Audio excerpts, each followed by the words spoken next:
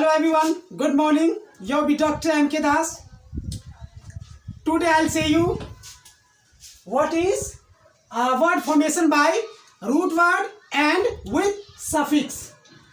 That's my chapter 47 and lecture 47. आज मैं आपको बताऊंगा root word, Greek and Latin root word और सफिक्स के द्वारा वर्ड फॉर्मेशन कैसे किया जाता है, शब्द कैसे तैयार किया जाता है और उसका मतलब कैसे निकाला जाता है, आज मैं आपको ये बताऊंगा.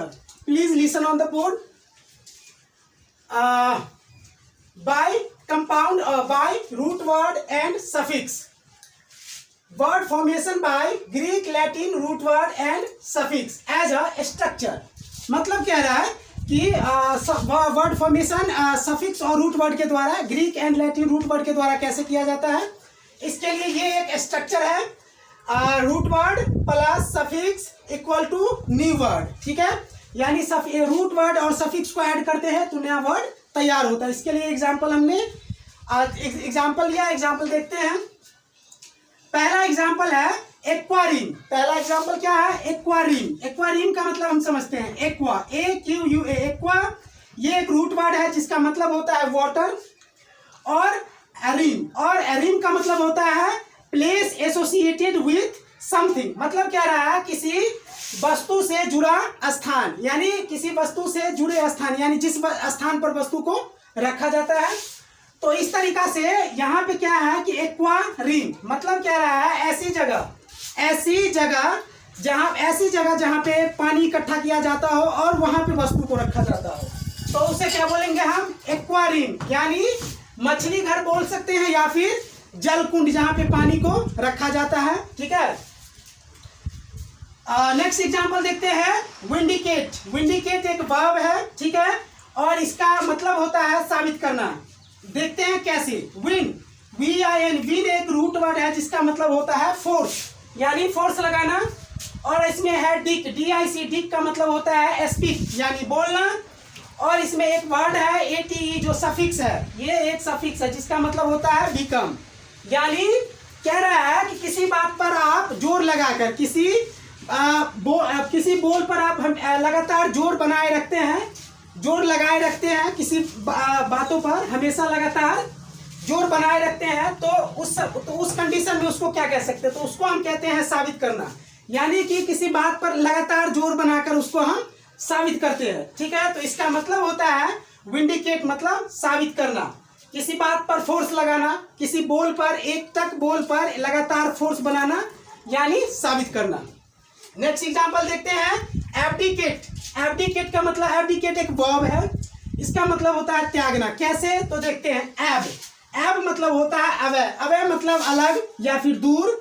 और डिक का मतलब होता है बोलना. यानी कह रहा है बोलकर, किसी बात को बोलकर उस चीज से दूर होना, हमेशा के लिए अलग होना. मतलब क्या? अलग होना, दूर होना का मतलब है त्यागना, यानी एब्डिकेट मतलब होता है त्यागना.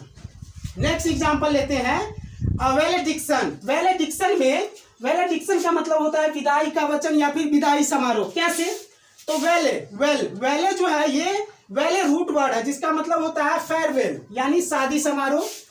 और डिक्ट का मतलब होता है स्पीक. और ION इसमें सफिक्स है, ION, जिसका मतलब होता है द एक्शन या एक्शन टू रिलेटेड, किसी बात पर एक्शन देना, जोर देना.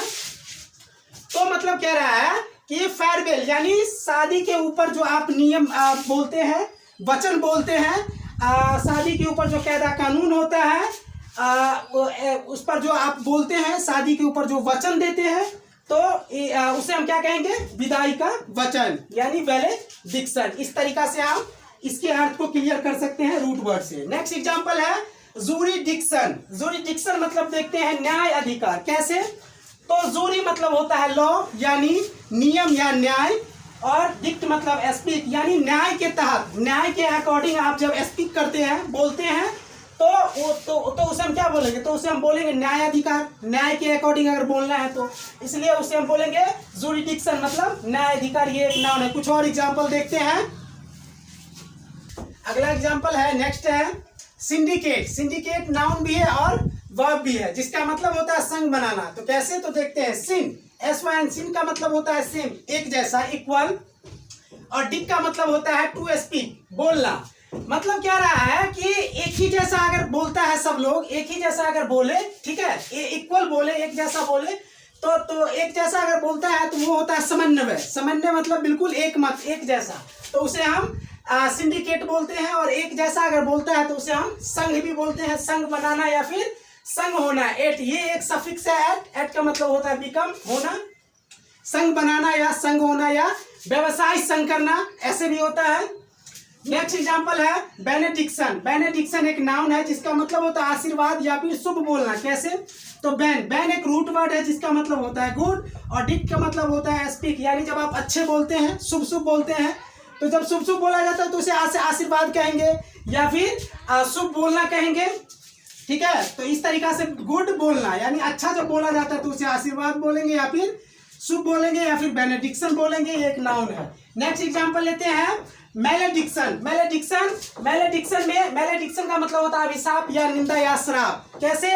तो मैल मतलब होता है बैड यानी बुरा, और डिक्ट मतलब होता है स्पीक, जब आप बुरा व्यवहार करते हैं, बुरा बोलते हैं, बुरा एक्शन लेते हैं। ठीक है, आई ओ एन ये एक सफिक्स है, द एक्शन, जिसका मतलब होता है द एक्शन। जब आप बुरे तरीका से एक्शन लेते हैं, बुरा बोलते हैं, अच्छा नहीं बोलते हैं, कड़वा बोलते हैं, तो उसे क्या बोलते हैं? जब अच्छा बुरा बोलेंगे आप तो उसे हम बोलेंगे क्या? उसे क्या बोलेंगे? अभिशाप ही बोलेंगे या फिर निंदा ही बोलेंगे या फिर मैलेडिक्शन बोलेंगे। नेक्स्ट एग्जांपल है डिक्टेट। ये एक वर्ब है जिसका मतलब होता है हुक्म देना या आदेश देना। डिक्ट मतलब है स्पीक, ठीक है, और एट मतलब बिकम, मतलब कह रहा है कि बोलकर, यानी एक बारी बोलकर आप एक बारी अगर आप बोल दिए, बोलकर बैठे, तो मतलब क्या हुआ कि वो एक तरीका से आप उसे आदेश दिए या फिर हुक्म दिए। इसका मतलब ये भी होता है आदेशित होना या फिर हुक्म होना, आदेशित होना भी होता है। ठीक है, और ये एक वर्ब है डिक्टेट। ठीक, उसी तरह अगला है डिक्टम। डिक्टम मतलब होता है विवरण या फिर वाक्य। डिक्ट मतलब स्पीक, यानी किसी तरीका का आप स्पीक बोलते हैं या सेंटेंस किसी तरीका का बोल दिए तो वो एक तरह का वाक्य हो गया या फिर एक स्टेटमेंट हो गया।